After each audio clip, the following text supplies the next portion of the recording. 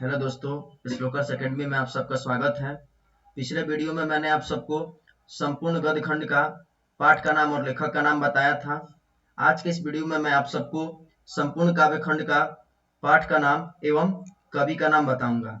साथ ही मैं कवि का जन्म मृत्यु और कौन सा पाठ किस रचना से संकलित है इसके बारे में भी मैं बताऊंगा, और हमारे कवि किस काल के कवि हैं इसके बारे में भी मैं आप सबको बताऊंगा।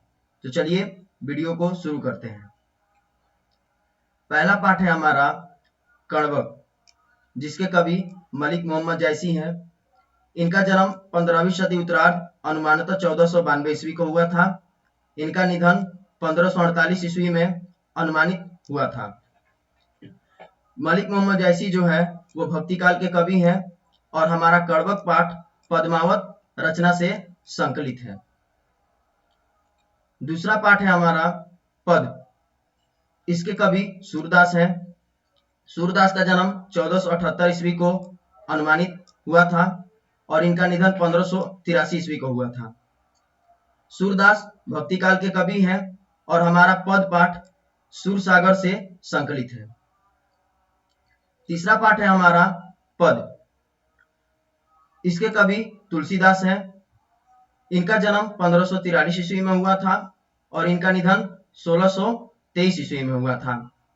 तुलसीदास भक्ति काल के कवि हैं और हमारा पद पाठ रामचरितमानस और विनय पत्रिका दोनों से संकलित है।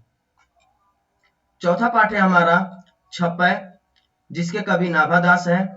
नाभादास का जन्म 1570 ईस्वी में हुआ था और इनका निधन अज्ञात है।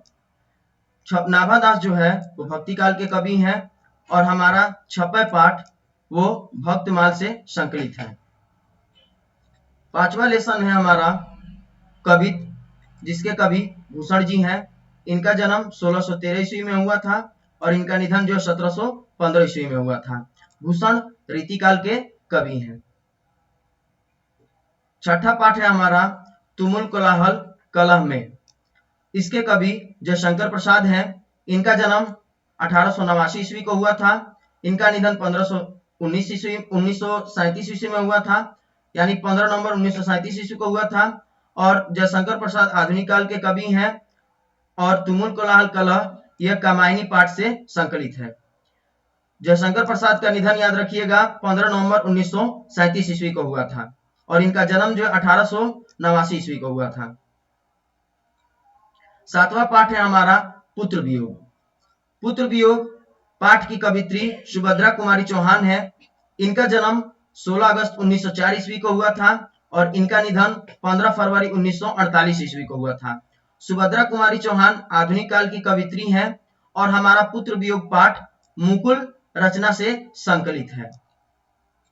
आठवां पाठ है हमारा उषा, जिसके कवि शमशेर बहादुर सिंह है।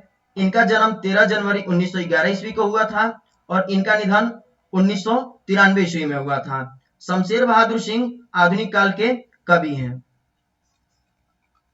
नौवां पाठ है हमारा जन जन का चेहरा एक, इसके कवि गजानन माधव मुक्तिबोध है।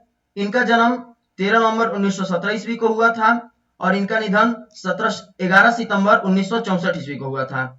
इनका निधन 11 सितंबर 1964 ईस्वी को हुआ था। गजानन माधव मुक्तिबोध आधुनिक काल के कवि हैं।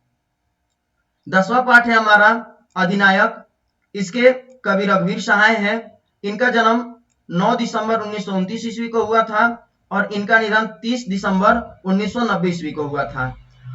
रघुवीर सहाय जो है वो आधुनिक काल के कवि हैं और हमारा अधिनायक पाठ जो है आत्मकथा रचना से संकलित है। 11वां पाठ है हमारा प्यारे नन्हे बेटे को, जिसके कवि विनोद कुमार शुक्ल हैं। विनोद कुमार शुक्ल आधुनिक काल के कवि हैं। इनका जन्म 1 जनवरी 1937 ईस्वी को हुआ था और प्यारे नन्हे बेटे को पाठ हमारा वह आदमी नया गरम कोट पहन कर चला गया विचार की तरह रचना से संकलित है। प्यारे नन्हे बेटे को पाठ किस रचना से संकलित है? तो वह आदमी नया गरम कोट पहन कर चला गया विचार की तरह पाठ से संकलित है। 12वां पाठ है हमारा हार जीत।